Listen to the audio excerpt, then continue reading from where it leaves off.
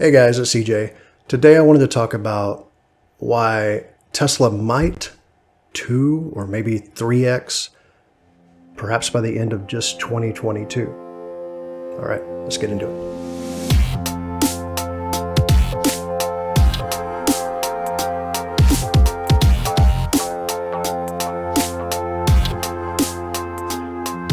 Okay guys, so first let's take a look at the price. Let's look at a little bit of the history here for Tesla.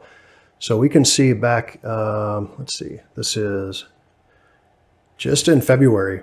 I mean, not long ago, February of 2021, January 26 actually, we were at, $890 a share, 883. I think it peaked to 890, perhaps back here. Yeah, so we've hit almost 900 a share. Okay, the entire Nasdaq collapsed, and so the all those tech stocks, and yes, Tesla's a tech stock, they all came crashing down, way down here, all the way down to 563. Okay, so now we went back up, to 700. We're consolidating. We're probably going to do this little zigzag thing, and maybe hang out here for a while. Kind of depends on what the market does and if there's any catalysts or not. But right now we're at 650, and I think it's pretty strong. It could obviously go down, but my point is, in my opinion, there's no doubt in my mind that it's going to go back to here, right? So 880. So there's significant upside right there, right? 750 is, so that's over $200. That's probably 30% upside. And I think that's in the short term. Okay, but what I think people are really underestimating, and I want to show you this video real quick, if you can see it. But this is what the full self-driving beta version, only a couple thousand people have this right now. This is what it's doing. And I don't think most people, most regular investors realize how far along it's coming. I mean, if you look on here, I don't know if I can zoom in anymore. I can't really. This is from Holmar's catalog on Twitter. It's mapping out its surroundings without using 3D maps. It's profound. What's happening here is, see all these little boxes? Those are cars. It's recognizing curves. It's doing all these things. That's not a map where they have a giant LiDAR thing that costs however many thousands of dollars spinning on the top and this and that. That is it actually understanding where it's at. And it's driving like you are, using vision, using the cameras. And I think people don't realize how close Tesla is to solving this. Let me show you this article over here. Okay, let me play a clip. This is Rob Maurer on The Street. Let me just play this for you. Listening to these things, it becomes pretty obvious how important scale is, collecting all of those mispredictions. Seeking out and finding those edge cases through billions and billions of miles of data, that's critical to the training process. Andre. So the key point here is that Tesla has billions and billions of miles of data, like billions, 30 billion, 40 billion, I don't even know. And Waymo doesn't have access to that sort of thing. So Tesla can use those billions of miles. And the more data and the better data you have, you can train your neural networks and you can teach their system how to work in the real world without needing any sort of 3D maps, sort of like I showed you before. Waymo doesn't. They just have millions of miles.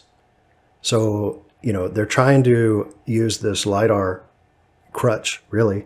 So they 3D map the city, it's my understanding, and then use the LiDAR, this giant contraptions on the top, and that tells you exactly where you are inside the map, and you're riding in rails, but it's not really thinking and figuring out what's going on in the environment.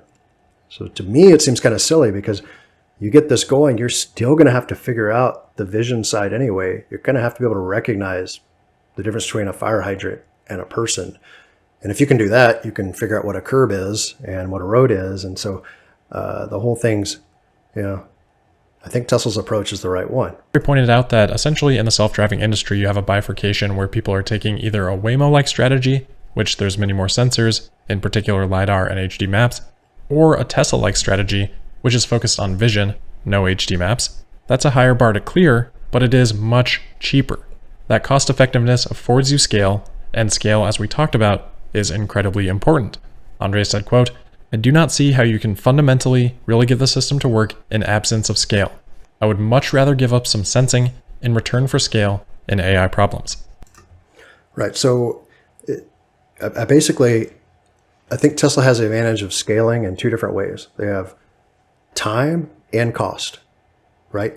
So Tesla is not going to need to 3D map San Francisco before they launch full self-driving or robo-taxis or whatever inside San Francisco. They're not going to need to 3D map Dallas, 3D map New York. They don't have to do any of that. Waymo would. It's my understanding that's how their system works. They would have to 3D map the entire city and can constantly update it. So that's a huge advantage, because imagine how much it costs to map those cities constantly, and then how much it costs to add LiDAR and everything to every vehicle. And then that affects your efficiency because those use power. That lowers your range, that increases your overhead, all this stuff. And then you have the ability that Tesla can scale in time. Because even if they had a bottomless pit of money, even if Google did, it would still take a long time to 3D map everything and do all those things. Like Tesla can just flip a switch. When they get, full self-driving where they want it, they can flip a switch for like all of North America. And the robo-taxis could launch like the next day. Once they have it the way they want it, boom, it's scaled. And when they have China where they want it, because they have different algorithms, right? The signs are different, things look different. Boom, they can scale to an entire another country, and then another one, and another one. Tesla doesn't have to 3D map China. They don't have to 3D map Germany. They can just boom, boom, boom, boom. And next thing you know, you're worldwide. And that's the potential. And so the reason I think Tesla could potentially 3x or more, even just in the next couple of years, possibly, I'm not saying it will, I'm just saying it could, is because what might happen, I think Tesla's getting very close. We're watching these videos, and I think they're getting much closer than people realize. This car is literally driving itself. You can see it knows what's going on, and it's getting better and better and better. So I think what could happen is maybe as early as next year, I think next year, Tesla will launch robo-taxis, and they'll start in one city. Maybe it's somewhere in Florida or somewhere in Arizona. I don't know, just a single city, right?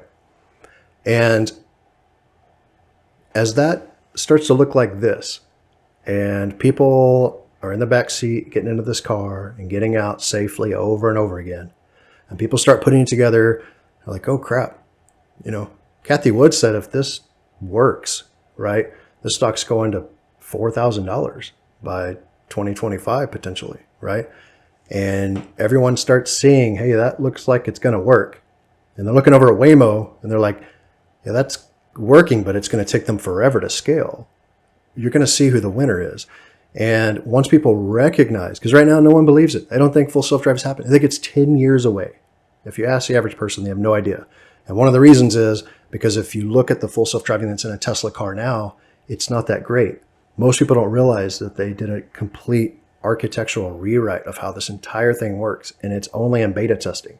And only like a couple thousand people have it, and you have to go on YouTube to see what's going on, but it's a step change better than what's in the cars now. They'll be updated eventually over the air, but once people see the beta everywhere in the regular cars and their friends have, and they see what's happening in wherever these cities and the inevitable robotaxi future, because it'll be getting closer and closer once you see it, then the investors are going to start pouring in.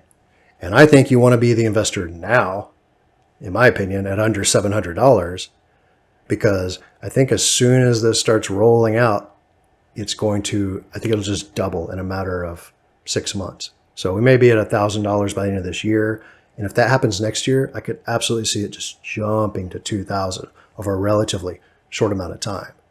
And as more and more cities roll out and what it starts to look inevitable, it could be 2,500, 3,000, 3,500.